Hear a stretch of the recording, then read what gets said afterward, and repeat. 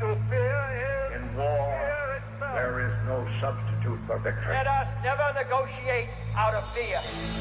We stand undivided, forever united, fighting hand in hand for the liberty we've earned, for glory and honor, for our sons and daughters, ever mindful of the lessons we've learned. Let the torch of freedom burn.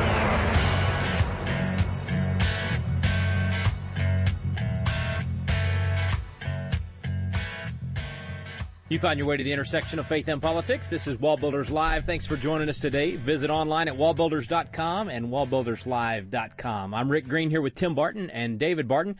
And it's Good News Friday, guys. This is a chance to hear some good news from across the country. Always look forward to this part of the week. I'm tossing it to you guys. Where do you want to start? I'll start with a national number, and this one happens to deal with the abortion issue. We've talked in previous programs how that since 2010, each year has shattered the number of pro-life laws that have been passed.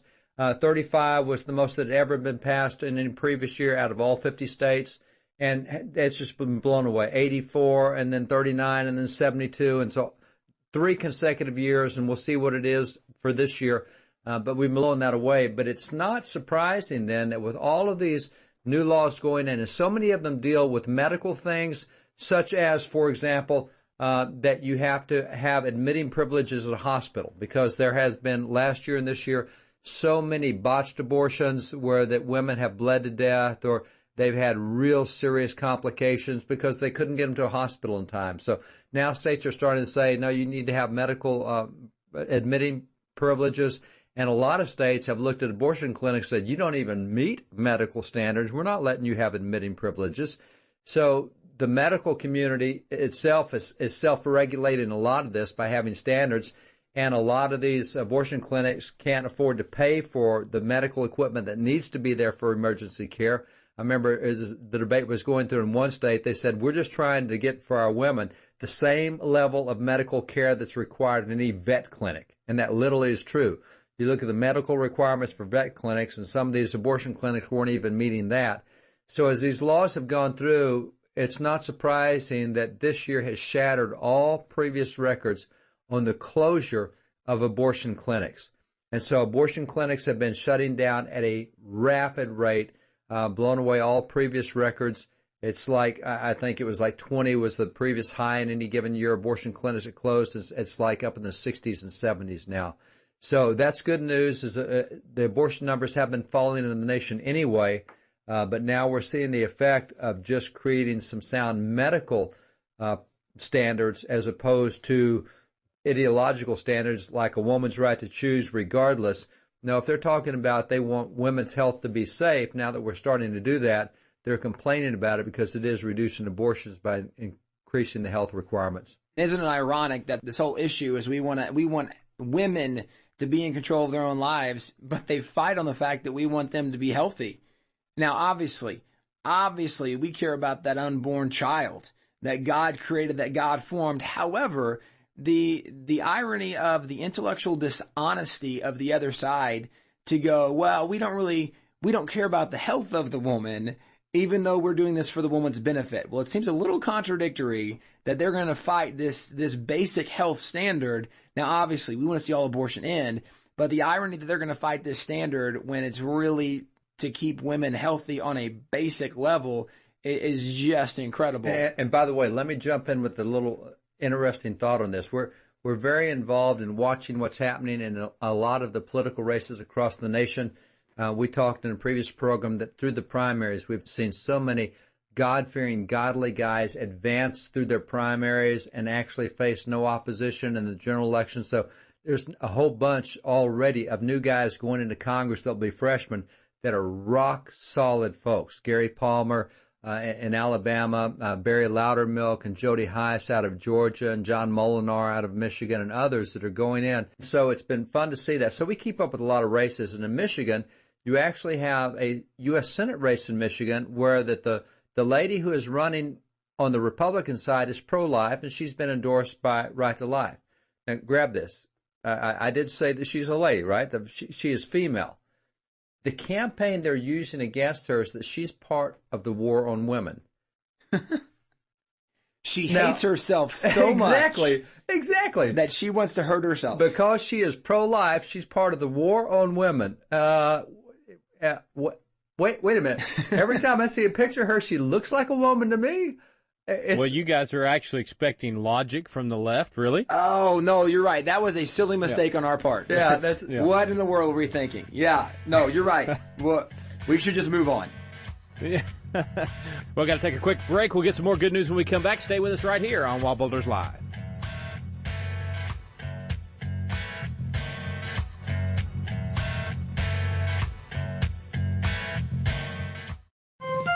This is David Barton with another moment from America's history.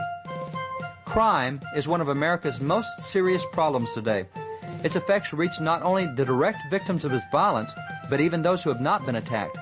The concern for crime has not been limited to this century, however. Our founding fathers were also concerned about it. Yet the effects of crime unquestionably were much less in their generation. So what was their deterrent to crime? Signer of the Constitution, James McHenry, answered that question. He explained, "The Holy Scriptures can alone secure to society order and peace.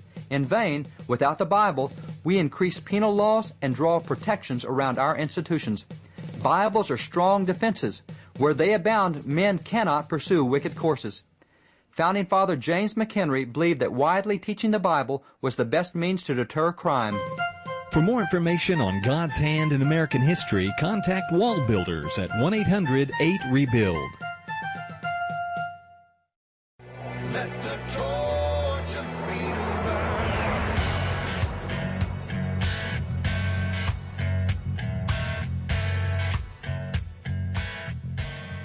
Welcome back. Thanks for staying with us here on WallBuilders Live. Good News Friday today, so we're getting some good news from across the nation.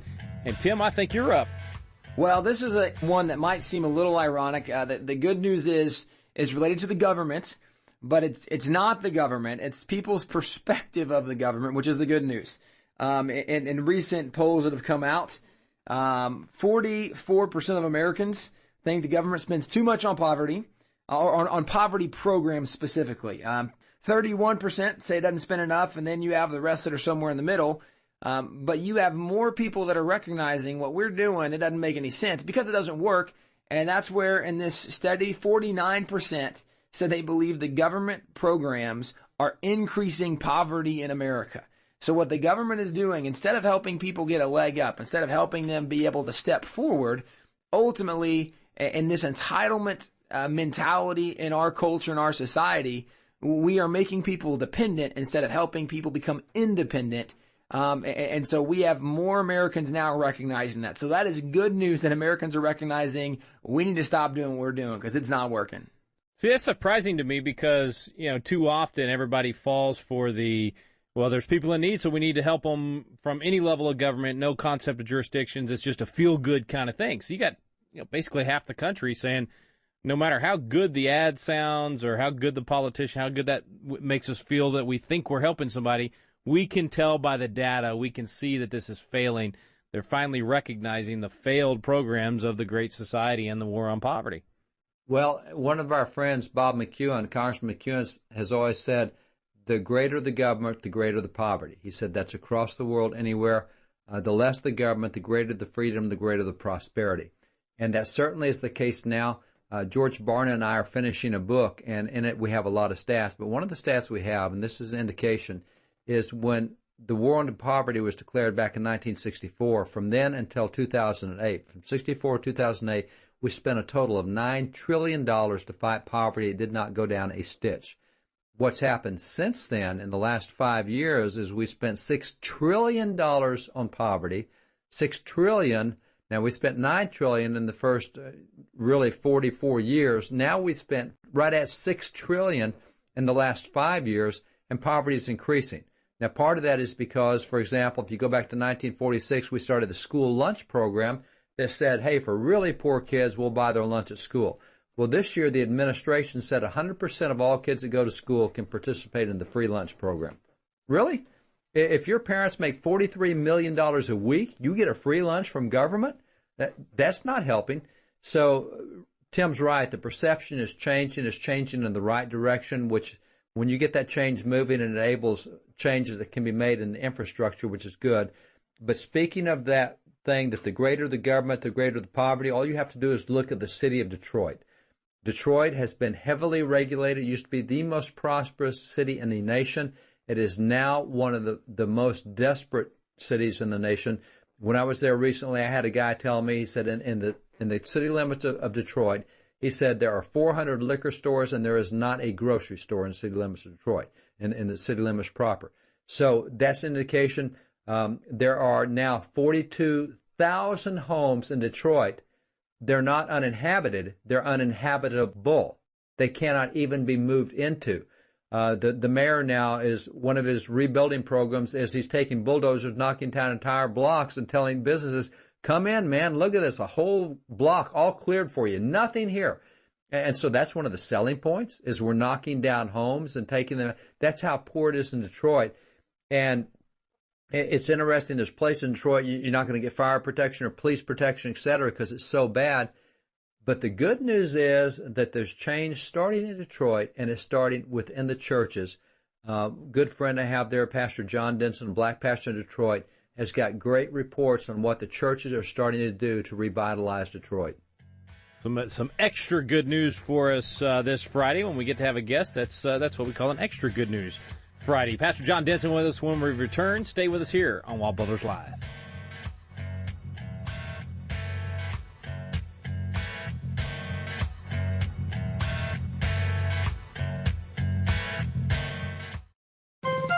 This is David Barton with another moment from America's history. Today, we heard that our founding fathers were largely atheists, agnostics, or deists. The writings of founding father Richard Henry Lee strongly refute that assertion.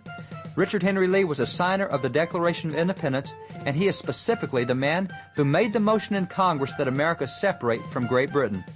Following his death, his papers and correspondence, including numerous original handwritten letters from other prominent founding fathers, were passed on to his grandson. After having studied those letters, this was how the grandson described our founding fathers. He declared, "The wise and great men of those days were not ashamed publicly to confess the name of our blessed Lord and Savior, Jesus Christ. In behalf of the people, as their representatives and rulers, they acknowledged the sublime doctrine of His mediation." For more information on God's hand in American history, contact WallBuilders at 1-800-8REBUILD. Let the torch of freedom burn.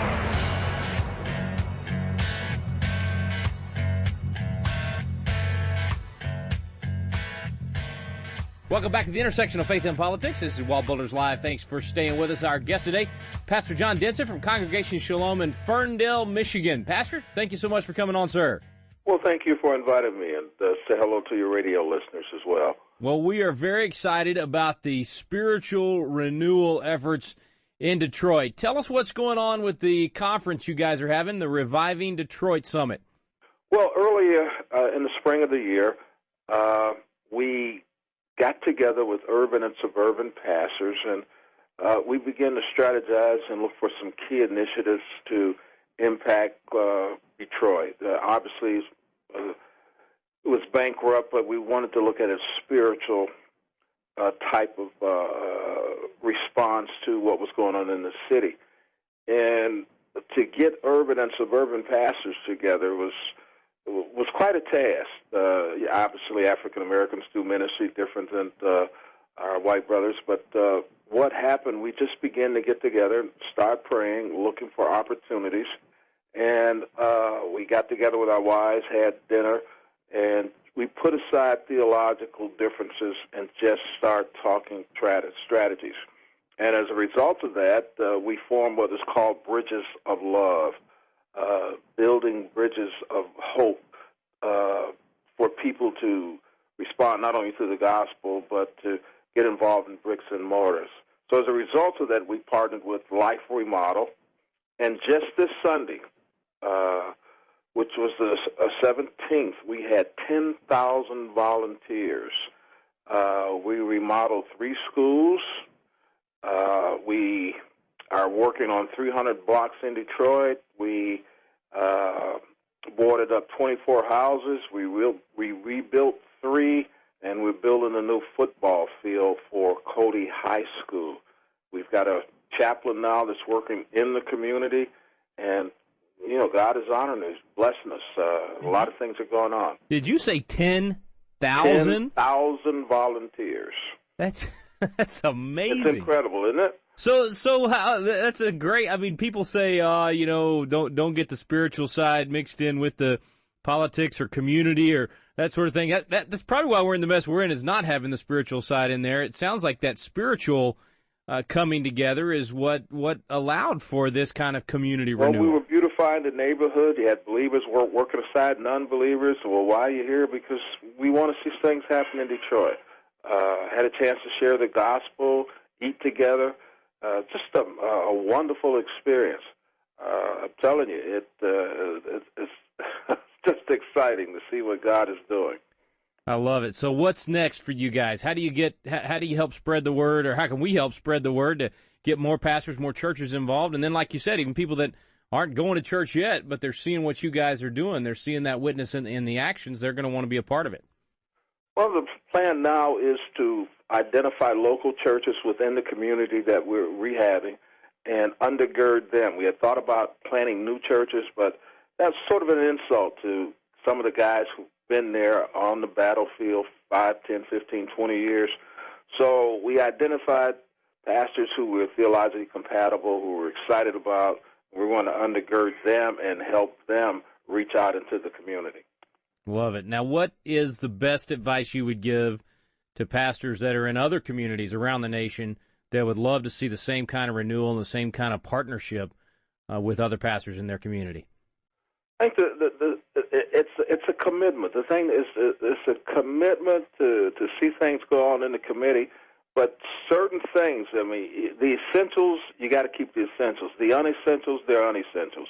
And you get together on a common goal to see God just impact the community in a unique and vibrant way. And so it's just never been done before, not in our community. To see white and black working together hand in hand for the same goals, it's exciting. Now, a lot of the suburban churches have done things, but they've never actually come into the city in partnership with some of the urban churches, and that's what's happening. And the schools, we're in partnership with the school, Detroit Public Schools. The superintendent of Detroit Public School was there. The new mayor has endorsed it, the county executive. So we've got some people who are business people who are excited about it, raised $3.5 million in less than a year. Wow, that's amazing. Some of the sports teams are excited about it. Detroit Lions gave $200,000. Just amazing what God is doing. That's incredible. Well, Pastor, keep up the great work. Love the example. Want to spread it across the country and get other communities to do the exact same thing. We appreciate you taking time to share it with us today. You bet. God bless you. Thanks for coming on. That's Pastor John Denson. Back in a moment with David Barton.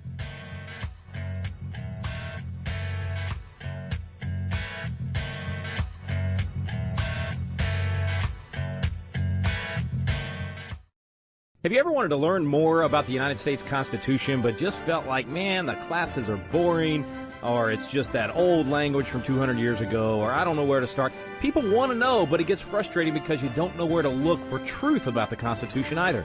Well, we've got a special program for you available now called Constitution Alive with David Barton and Rick Green, and it's actually a teaching done on the Constitution at Independence Hall in the very room where the Constitution was framed. We take you both to Philadelphia, the cradle of liberty in Independence Hall, and to the WallBuilders Library, where David Barton brings the history to life to teach the original intent of our founding fathers. We call it the Quick Start Guide to the Constitution because in just a few hours through these videos, you will learn the Citizen's Guide to America's Constitution. You'll learn what you need to do to help save our constitutional republic. It's fun, it's entertaining, and it's going to inspire you to do your part to preserve freedom for future generations. It's called Constitution Alive with David Barton and Rick Green. You can find out more information on our website now at wallbuilders.com. Let the torch of freedom burn.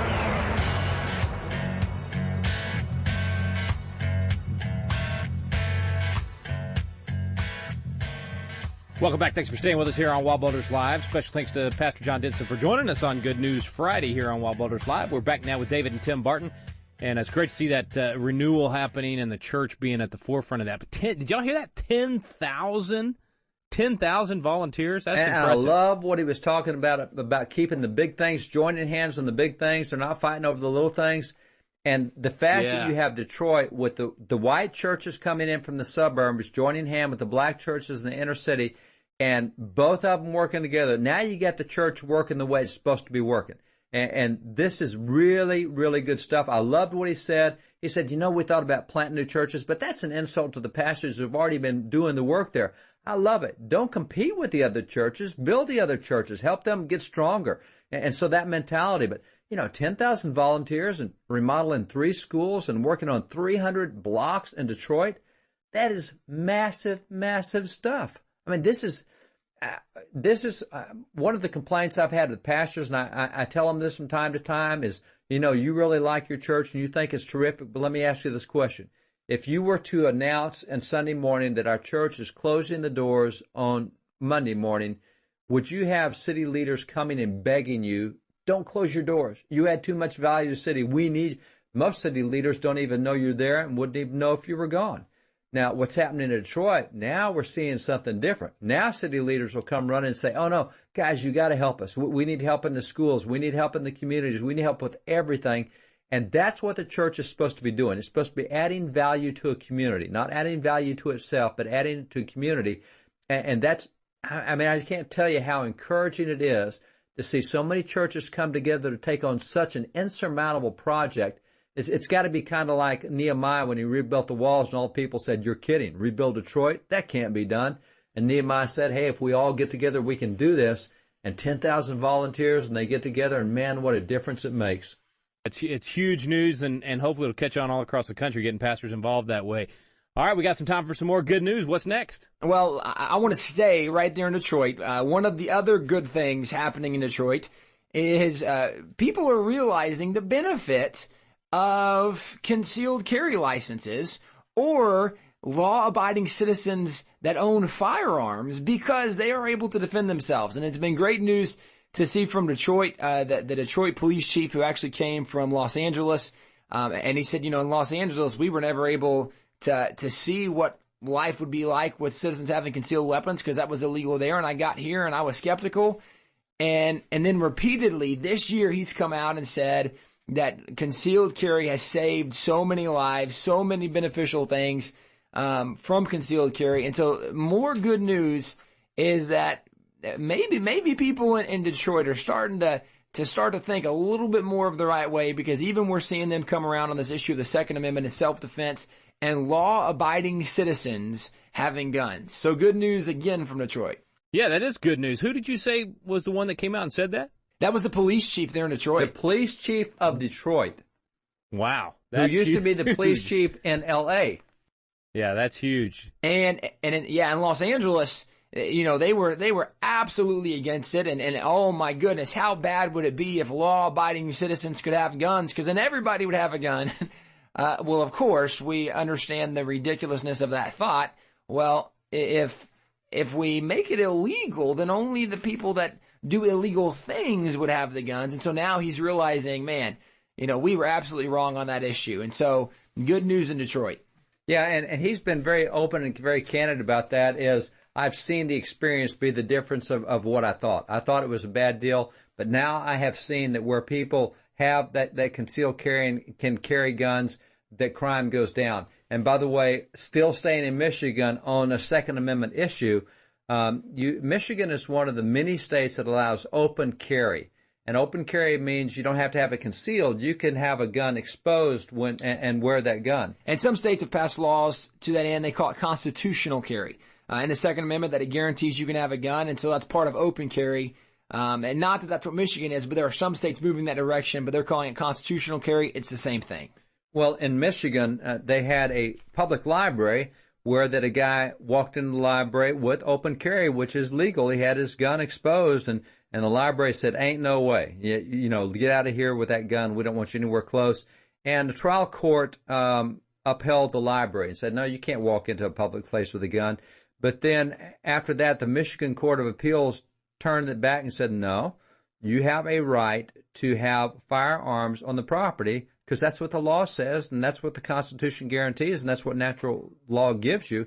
And so the court has done that, so that's another victory coming out of Michigan. Well, and let me jump in on that, because when I hear that, I'm going, what in the world were you doing carrying a firearm openly into a library? Because if I was there at the library, I'd be nervous for all the kids. Now, on the flip side, that's incredible news that you had a court uphold the Constitution and say, no, that is legal. But this is probably a great example of just because something is legal doesn't mean it's the best decision. That's probably not a very wise decision. You know, we saw this with people walking into Chili's and different places where they were walking in with AK-47s. You know? What in the world are we doing? Giving gun owners a bad name. That's right. It's terrible strategy on their part. That was just flat stupid, and that doesn't need to be done. But it does uphold the fact that you do have a constitutional right to keep and bear arms. You just need to be smart in the way you use it. Well, and it almost reminds me of what Paul says is all things are lawful, but not all things are beneficial. We need to have the wisdom to know what's the right thing, what's the good thing to do. That's right. Man, that's a good word, Tim. Absolutely. It's those responsibilities that come with the rights. We've got to pay attention to both. Well, thanks, guys, for all the good news. So much good news. You can get more if you want to go to the website. You can go to wallbuilderslive.com. Click on our archives and look at those past Friday programs for some more good news. You've been listening to Wall Builders Live. We stand undivided.